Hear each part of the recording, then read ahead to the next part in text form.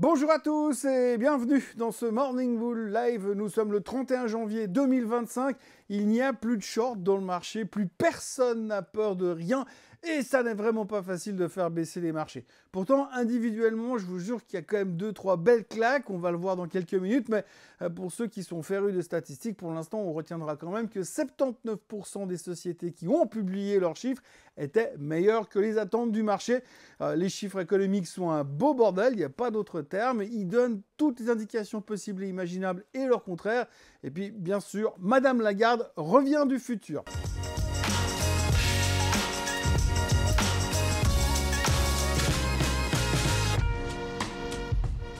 Alors je vais tout de suite vous rassurer, on va rester en terrain connu et on ne va pas commencer à parler d'autre chose que ce dont on parle déjà depuis le début de la semaine. Alors oui, c'est vrai, on parle un tout petit peu moins de DeepSeek et ce pourtant même si les conséquences se font toujours sentir, mais pour le reste, on a droit à du Trump et du Trump à toutes les sauces. Il est omniprésent et omnipotent, il sait tout sur tout et annonce des nouveaux trucs à peu près toutes les 5 minutes, quelque chose comme ça. Pour l'instant d'ailleurs ça fonctionne encore relativement bien puisque le marché boit ses paroles comme si c'était de l'élixir de jouvence mélangé à de l'Ozempic, mais à force ça pourrait quand même commencer à fatiguer tout le monde. Je dis ça, je dis rien, mais ça fait déjà 10 jours, on commence à en avoir un petit peu à la tête comme ça. La première chose qu'il faut retenir au sujet de la séance d'hier, c'est la digestion des chiffres qui ont été publiés mercredi soir. Oui, vous vous souvenez, Tesla, Meta, Microsoft. Alors Meta continuait de battre des records, mais mollement. Tesla réussissait quand même à grimper de 3% alors que la plupart des analystes ne comprennent pas trop la réaction du marché compte tenu des chiffres qu'ils ont publiés et qu'ils le disent très fort. Tesla est donc officiellement devenue une société qui fait de l'intelligence artificielle et le reste de son business,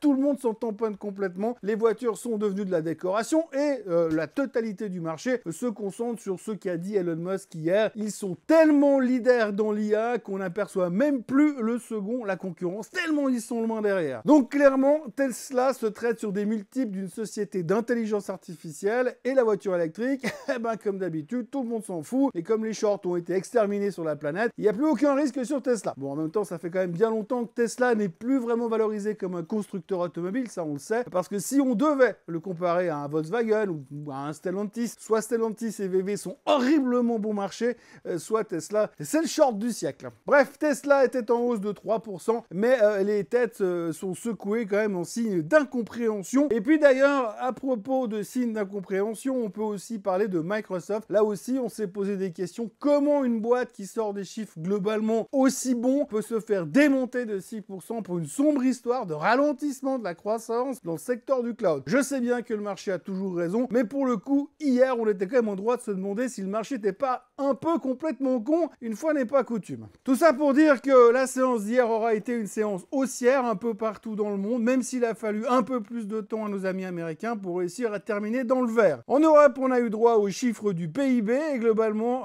s'il ne fallait retenir qu'une seule chose, c'est que pour le moment, l'Europe est tirée par les pays du Sud, l'Espagne, le Portugal, l'Italie s'en sortent clairement nettement moins mal que les soi-disant gros pays de l'Union européenne. La France et l'Allemagne ont d'ailleurs un PIB négatif depuis hier et on les attend beaucoup moins faire les malins depuis quelques jours. Mais bon, peu importe le PIB, pourvu qu'on ait l'ivresse de la BCE. Oui, parce que hier, nous avons eu l'adorable Madame Lagarde qui nous a encore abaissé son principal taux directeur à 2,75. Depuis 3 mois, l'inflation accélère à nouveau, péniblement et pas partout, soit. Et pourtant, Christine Lagarde s'est montrée particulièrement confiante sur un retour de l'inflation à sa cible officielle de 2%. Alors s'il y a un truc qui est d'ailleurs assez marquant, c'est la force de ses certitudes. On a l'impression qu'elle sait tout en avance et qu'elle revient pratiquement d'un voyage dans le futur. L'assurance de la patronne de la BCE tranche carrément avec les doutes que montre actuellement Jérôme Powell. Il faut dire qu'elle a quand même bien changé, la patronne de la BCE. C'est elle qui piquait les discours du patron de la Fed il y a encore 2 ans en arrière. Tout ça pour dire qu'aujourd'hui, la Banque Centrale Européenne a baissé les taux pour compenser les PIB qui sont merdiques de certains pays européens et tenter d'éviter la récession par tous les moyens. Elle a aussi confirmé au passage qu'elle allait d'ailleurs continuer de baisser les taux encore et encore. C'est que le début, d'accord,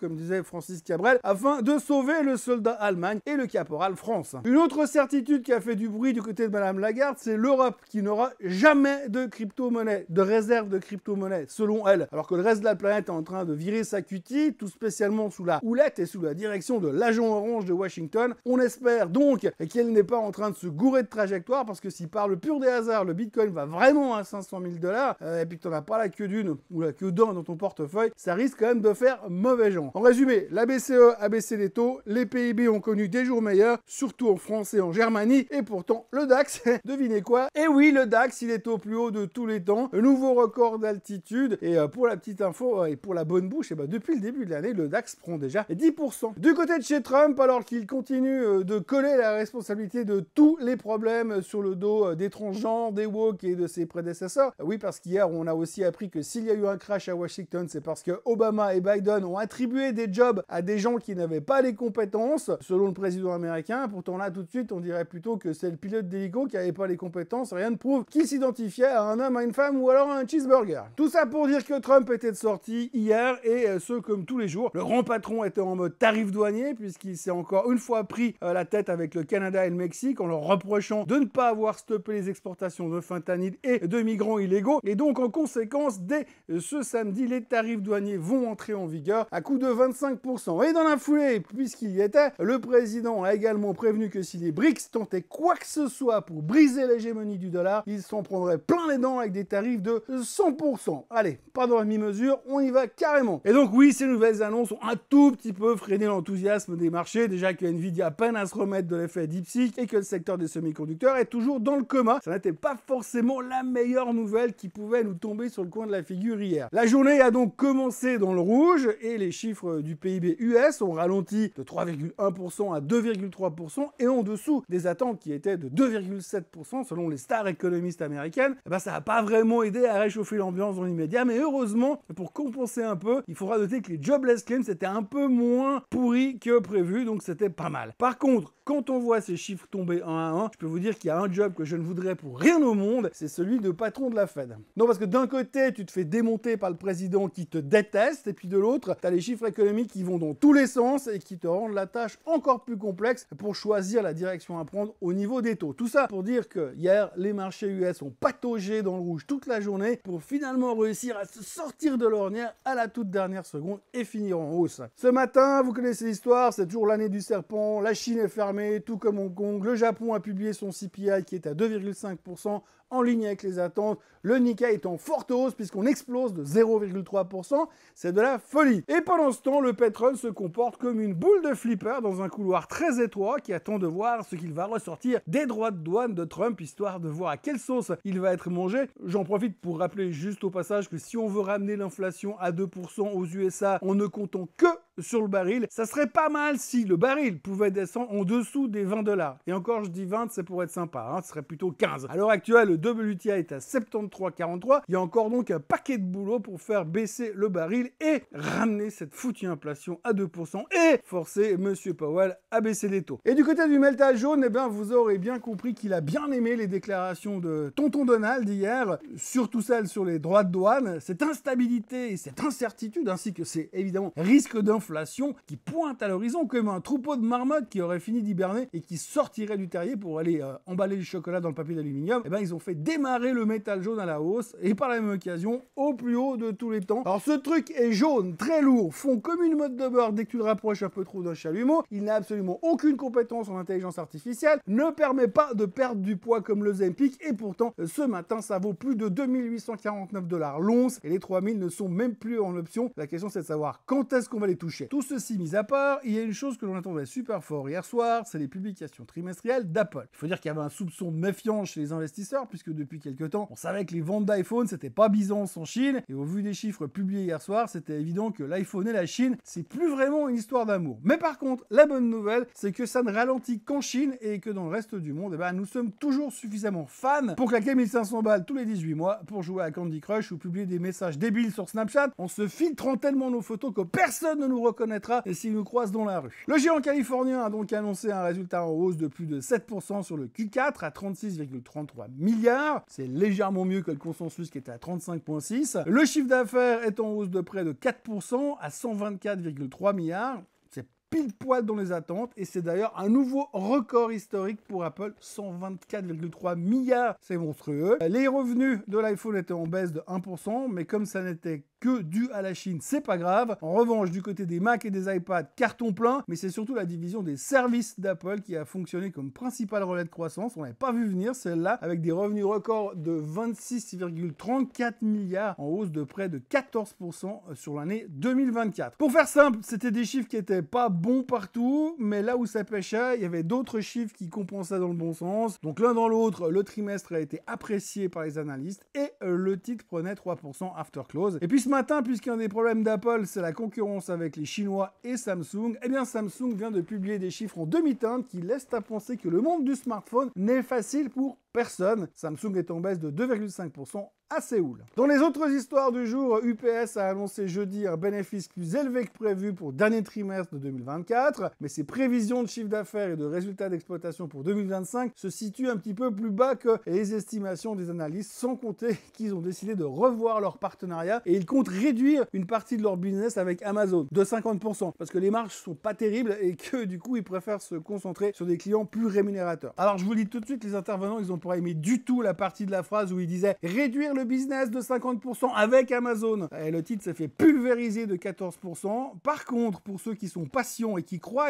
que la stratégie d'UPS peut fonctionner sur le long terme, eh bien, le rendement du dividende, sachez-le quand même, il est de 6%. Dividende d'ailleurs qui n'a pas été remis en question et qui a même été confirmé par le management. 6% de dividend yield sur UPS, sachant qu'aujourd'hui on fait tout par e-commerce. Ça peut faire du sens. Autrement, ServiceNow a plongé de 11% après avoir annoncé des revenus de 2,86 milliards de dollars pour le quatrième trimestre. C'était inférieur aux attentes de Wall Street. Le bénéfice et le chiffre d'affaires de Lam Research ont augmenté par rapport à l'année précédente, ce qui faisait grimper l'action de 7,4%. Cigna a chuté de 6,7%. L'assureur santé a complètement raté ses estimations de bénéfices trimestriels et a publié des prévisions plutôt modestes dans un contexte de, bien évidemment, hausse des coûts médicaux.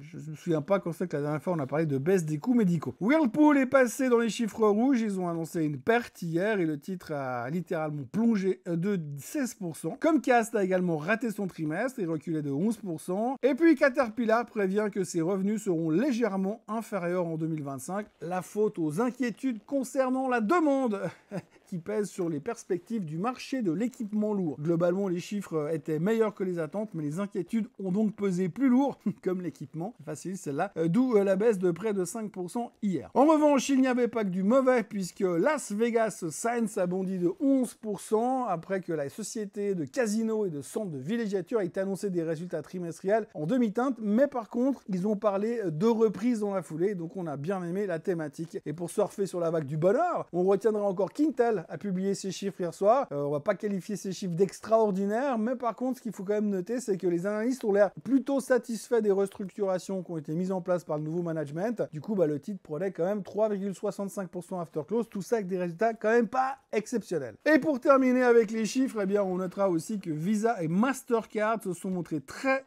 heureux de leurs chiffres trimestriels, puisque les dépenses via carte de crédit ont continué de croître de manière assez spectaculaire. Les volumes sont bien sûr en hausse, les Américains s'endettent toujours avec des taux d'usurier, mais Visa et Mastercard sont plutôt contents. C'est vrai que quand on encaisse du 20-22% sur les cartes de crédit, c'est plutôt cool, sans compter tous les frais qu'on prend au passage. Allez, hier soir, Visa prenait 1% after close plus 2% sur la séance, et Mastercard ne faisait rien after close, mais prenait 3% sur la séance, donc on est un partout balle au centre. Et côté chiffre du jour, c'est la séance de l'inflation aux USA, puisque vous le savez, je vous le dis depuis lundi, eh bien on aura les chiffres préférés de la fête de PCE, qui sortira à 14h30. On peut se dire qu'on va se poser des questions en fonction de ce qui se dit, mais on devrait pouvoir également compter sur Trump pour faire diversion et se fâcher avec quelqu'un d'ici ce soir. D'ailleurs, il n'a toujours pas stoppé la guerre en Ukraine, hein. je le précise, il avait dit que ça prendrait 48 heures. Mis à part ça, il y aura aussi les ventes de détail en Allemagne, le CPI en France et le chômage en Allemagne. Voilà ce que l'on pouvait raconter pour ce dernier jour du mois de janvier, pour ce dernier jour de la semaine. Oui, vous le savez, ce soir, c'est le week-end, ça c'est la bonne nouvelle du jour. Alors d'ici là, n'oubliez pas de vous abonner à la chaîne Suisse Côte en français, de liker cette vidéo, de la partager, de la commenter et de venir me retrouver pour le Swiss Bliss. Je ne sais pas si ce sera demain ou dimanche, on verra, ce sera en fonction de la neige. Passez une très belle journée et à ce week-end. Allez,